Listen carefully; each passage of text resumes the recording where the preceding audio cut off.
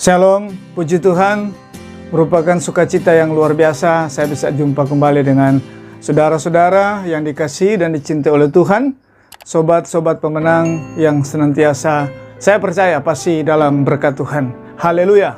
Hari ini saya sangat rindu untuk memberkati saudara, membagi, men-share kebenaran firman Tuhan yang saya percaya firman ini selalu memberikan kita kekuatan. Karena firman Tuhan berkata hidup kita harus selalu berada di dalam dasar-dasar yang kuat, dasar-dasar firman Tuhan.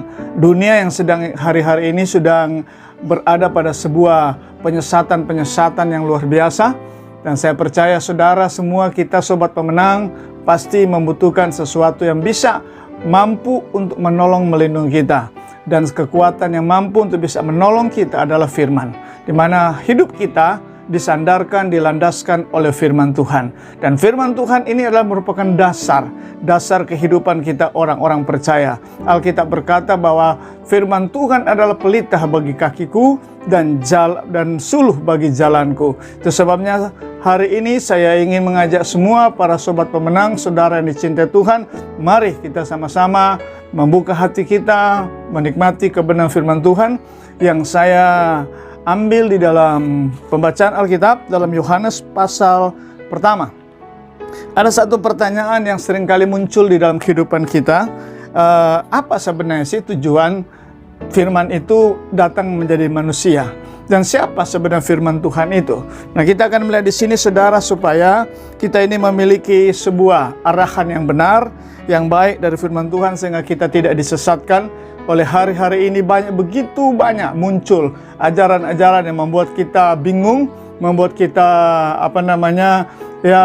gelisah, membuat kita ini tidak mengerti mana yang benar di antara semuanya itu.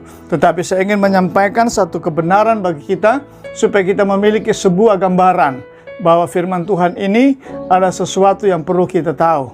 Firman Tuhan bukan untuk diperdebatkan. Firman Tuhan untuk dimengerti, untuk dipercaya, untuk dipelajari, dan untuk dilakukan. Itu sebabnya mari buka hati, kita akan sama-sama menikmati firman Tuhan.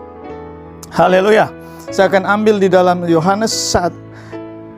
Injil Yohanes pasal pertama. Ayat yang pertama katanya begini. Pada mulanya adalah firman, firman itu bersama-sama dengan Allah, dan firman itu adalah Allah. Jelas sekali bahwa Alkitab berkata pada mulanya adalah firman. Firman itu bersama-sama dengan Allah. Dan firman itu adalah Allah. Perhatikan. Dan di dalam ayat 14 kita lompat berkata begini. Firman itu telah menjadi manusia. Jelas di sini dikatakan bahwa firman itu adalah Allah. Nah, firman itu adalah Allah dan firman itu telah menjadi manusia. Itu siapa? Dan saya katakan bahwa Yesus Kristus Tuhan kita adalah anak Allah yang hidup. Dia adalah firman Allah atau Allah yang datang menjadi manusia. Saya mau sampaikan bahwa Yesus Kristus adalah 100% Allah dan 100% adalah manusia. Dalam Filipi pasal 2 berkata bahwa Yesus walaupun memiliki kesamaan dengan Allah, kesetaraan dengan Allah, dia tidak menganggap sebagai sebuah kesetaraan, tapi dia datang menanggalkan seluruh kealahannya dia. Dia datang menjadi manusia, bahkan turun merendahkan diri menjadi hamba dari semua manusia. Dengan tujuan apa Bapak Ibu Saudara yang dikasih dan dicintai oleh Tuhan? Dan hari ini kita akan belajar 3 poin terpenting. Apa tujuan Allah menjadi manusia? Kita tahu bahwa karena begitu besar kasih Allah akan dunia ini sehingga dia telah menganugerahkan anaknya itu Yesus Kristus untuk datang ke dalam dunia untuk menyelamatkan. Semua orang Kristen sudah tahu dan percaya bahwa Yesus datang dari surga untuk tujuan menyelamatkan manusia, untuk mendamaikan manusia dengan Bapa di surga, untuk menebus, untuk mengembalikan kita pada jalan yang benar, untuk menjadi jembatan untuk kita kita bisa berdamai kembali dengan surga. Tetapi Bapak Ibu Saudara yang kekasih di dalam nama Tuhan Yesus, ada sisi lain yang saya ingin bahas hari ini, yang saya ingin bukakan dan singkapkan, bahwa firman itu datang sebagai manusia, bukan saja hanya untuk menebus kita, bukan saja hanya mengampuni dosa kita, bukan saja hanya untuk menyelamatkan kita, bukan hanya itu saja, tapi ada sisi lain yang penting yang kita perlu sadari, yang perlu kita tahu, bahwa dia datang karena dia memiliki sebuah kerinduan, dia memiliki sebuah keinginan untuk kehidupan kita, orang-orang yang sudah ditebus, yang sudah diselamatkan, yang sudah diampuni, yang sudah dibayar lunas dengan darahnya. Supaya apa? Nah, hari ini saya akan sampaikan ada 3 poin itu, supaya kita semua orang-orang percaya, sobat pemenang yang dicintai Tuhan, kita boleh melihat hari-hari ini begitu luar biasanya Tuhan itu menyertai kita. Yang pertama, kita melihat firman itu telah menjadi manusia dan diam di antara kita. Jadi poin pertama adalah tujuan Allah yang adalah firman, dia menjadi manusia dengan satu tujuan. Seperti saya katakan tadi, bukan hanya saja menebus kita, bukan saja mengampuni dosa kita, bukan saja hanya memberikan keselamatan dan sesudah itu dia pergi meninggalkan kita, tetapi tujuan dia juga adalah kerinduan hati Tuhan dalam hidupnya adalah dia mau datang sebagai manusia, dia mau tinggal di antara kita, dia mau ada di antara kita. Itu tujuan utamanya, adalah dia datang, saudara yang kekasih, menjadi manusia supaya dia bisa tinggal dengan saudara dan saya. Dia boleh hadir dalam kehidupan kita. Dia memberikan pengampunan, dia memberikan keselamatan, dia memberikan penebusan. Namun lebih dari itu, dia rindu. Kerinduannya adalah hadir dia dalam hidup kita. Untuk apa? Untuk selalu menyertai dia, menyertai kita. Untuk apa? Untuk selalu menghibur kita. Kenapa saudara, Bapak Ibu, sobat pemenang? Tuhan itu sangat tahu bahwa kita ini manusia penuh dengan kelemahan. Kita manusia penuh dengan keterbatasan. Kita manusia ini mudah dikhianati dan mudah disakiti. Itu sebabnya Tuhan tahu bahwa kita membutuhkan penghiburan, kita membutuhkan kekuatan, kita membutuhkan pendampingan. Makanya dia datang bukan hanya menebus kita, bukan hanya mengampuni dosa kita dan sudah itu selesai, tetapi dia mau, ingin dari itu semua adalah dia mau tinggal dengan kita.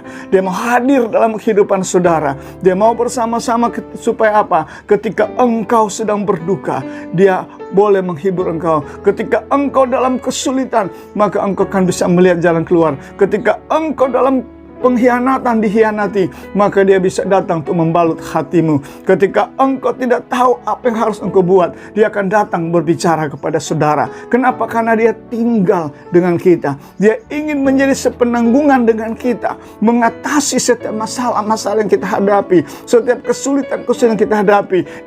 Dia hadir dan dia mau juga dilibatkan. Itulah tujuan dia.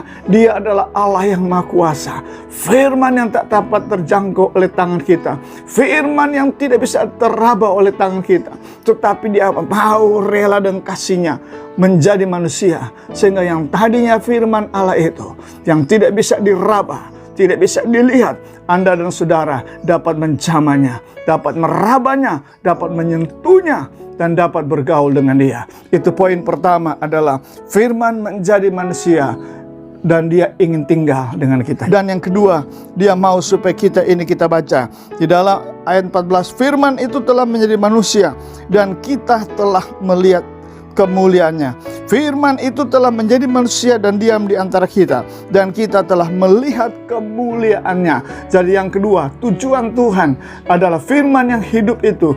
Yesus Kristus adalah firman Allah menjadi manusia, supaya saudara dan saya, orang-orang percaya yang telah ditebus, yang telah diampuni, yang telah diperdamaikan dengan Allah di surga, boleh setiap hari dapat melihat dan mengalami kemuliaan demi kemuliaan Allah. Apa itu kemuliaan demi kemuliaan Allah. Bukan saja orang-orang berkata, saya melihat kemuliaan, mungkin engkau lihat penglihatan, surga terbuka, Yesus duduk di takhta yang Maha Kudus. Bukan hanya itu saja, tapi kemuliaan Allah yang Dia ingin nyatakan setiap hari hidupmu adalah pertolongan-pertolongannya, perbuatan-perbuatan yang luar biasa yang selama ini engkau butuhkan, engkau gumuli, dan itulah kemuliaan Tuhan. Perbuatan-perbuatannya akan dinyatakan. Dia akan menyatakan perbuatannya dalam kehidupan kita ketika kita mengerti bahwa itu tujuan Tuhan. Dia menjadi manusia supaya Dia tinggal dengan kita, Dia ada bersama kita,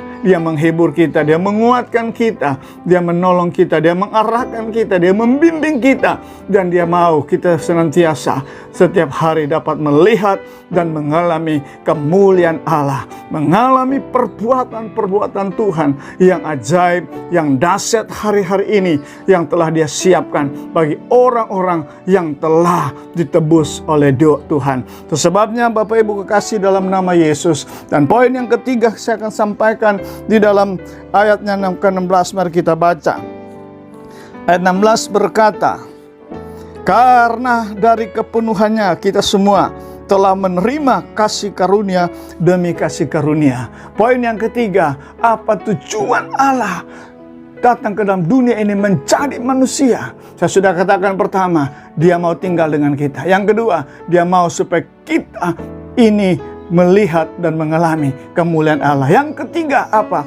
Dia mau kita boleh mengalami kasih karunia, kepenuhan di dalam Dia.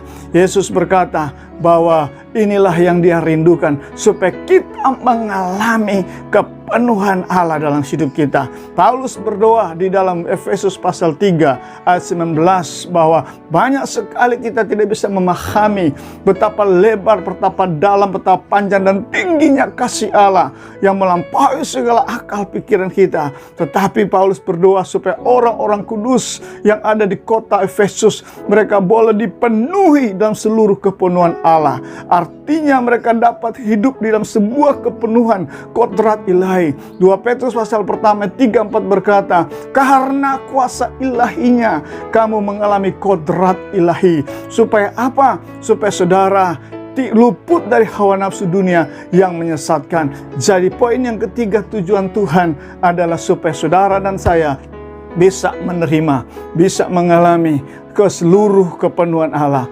Jikalau kita penuh dengan seluruh kepenuhan Allah, maka Alkitab berkata, di mana ada roh Allah, di situ ada kemerdekaan. Maka akan ada kelepasan-kelepasan, maka akan ada mujizat-mujizat, maka akan ada pengetahuan-pengetahuan, pewahyuan-pewahyuan Tuhan bukakan bagi kehidupan kita. Tidak ada seorang pun dapat mengenal Tuhan dengan benar, sekalipun engkau sudah sekolah doktor teologia, profesor teologia. Tapi saudara, Alkitab ini dapat dibuka, Allah itu dapat dikenal, Allah itu dapat dipahami ketika engkau dan saya penuh dengan kepenuhannya, penuh dengan kodratnya, penuh dengan ilahinya, penuh dengan sifat, penuh dengan rohnya. Maka kita baru dapat mengenal Allah dengan benar. Itu sebabnya Paulus sering berdoa, aku berdoa kepada Allah supaya kamu dipenuhi dalam seluruh kepenuhan Allah yang mampu melakukan jauh lebih besar dari apa yang kita doakan dan kita pikirkan. Jadi Bapak Ibu dengar baik-baik, Yesus firman Allah yang hidup, Allah yang telah menjadi manusia. Dia bukan datang hanya untuk menebus kita saja. Dia bukan hanya untuk menyelamatkan kita saja, tetapi Dia punya kerinduan lebih dari itu. Ketika saudara dan saya sudah diselamatkan, sudah diampuni, sudah diperdamaikan, Dia rindu, Dia memiliki hubungan dengan engkau. Dia mau hadir dalam hidup kita. Dia mau tinggal bersama dengan kita, sehingga Dia menjadi Allah yang ada di tengah-tengah kita, untuk menjadikan Dia pemenang, pahlawan yang memberikan kemenangan bagi saudara dan saya.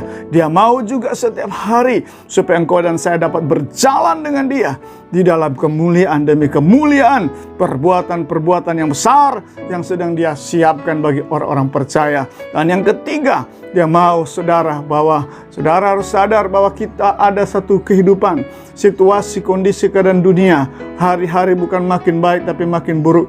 Akan banyak tantangan yang luar biasa, akan banyak kesulitan, ada banyak yang harus kita lewati.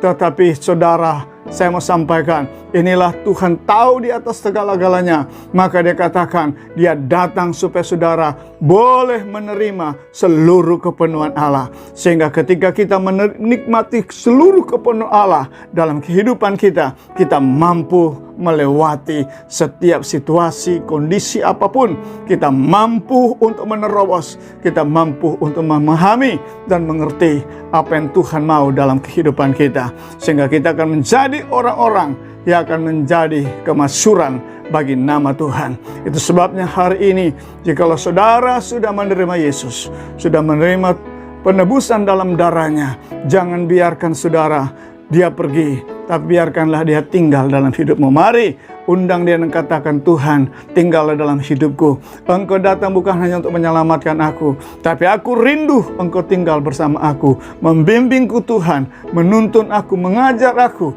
membimbing aku, dan aku rindu berjalan dengan Engkau Tuhan.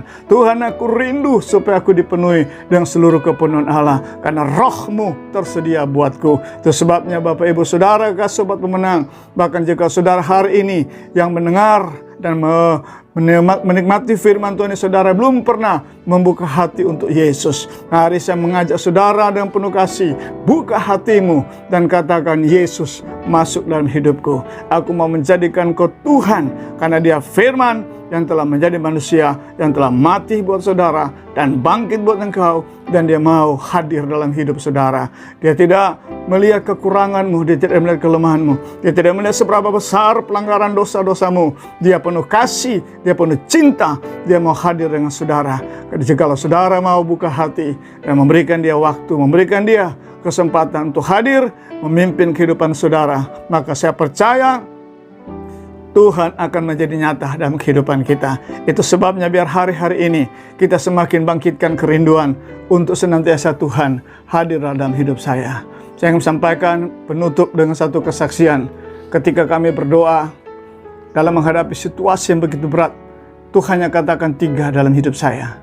Dan saya percaya ini untuk semua orang percaya. Yang pertama, yang kita butuhkan adalah hari-hari ini adalah kehadiran Tuhan. Tuhan katakan yang engkau butuhkan adalah kehadiranku. Yang kedua, yang kita butuhkan adalah penyertaan Tuhan yang nyata. Yang ketiga, Tuhan katakan yang engkau butuhkan adalah perbuatan-perbuatanku yang nyata. Sebagaimana aku nyatakan kepada orang Israel. Bagaimana Musa ketika dia memimpin, Tuhan katakan, Musa, bawalah orang Israel, malaikatku akan berjalan depanmu. Musa bilang tidak. Musa bukan mengurangi peran daripada malaikat, tapi Musa tahu bahwa tantangan dia hadapi adalah begitu berat. Dia ingin Tuhan sendiri yang hadir. Dia ingin Tuhan sendiri yang menyertai. Dia ingin Tuhan sendiri yang datang menyatakan perbuatannya, sehingga dia mampu melewati tantangan dan musuh-musuh yang dihadapi. Itu sebabnya ini pesan Tuhan buat saudara. Tuhan ingin hadir dalam hidup saudara. Dia ingin saudara untuk melihat dan mengalami kemuliaan Allah. Dan Dia ingin saudara dipenuhi dengan kuasa kepenuhannya. Itu sebabnya buka hatimu dan terimalah Dia. Katakan, Yesus, aku menerima Engkau. Ini hidupku, hadirlah dalam kehidupanku. Dan saya percaya sesuatu yang baru akan terjadi atas hidup saudara. Yang saudara butuhkan adalah kehadirannya, perbuatannya, dan penyertaan Tuhan yang nyata. Kalau ini menyertai saudara, tantangan apapun bisa datang, kesulitan apapun bisa datang, tapi saudara akan tampil sebagai orang-orang yang menang bersama dengan Tuhan. Puji Tuhan, kiranya firman ini memberkati saudara semua yang mendengarkan. Tuhan memberkati kita. Shalom.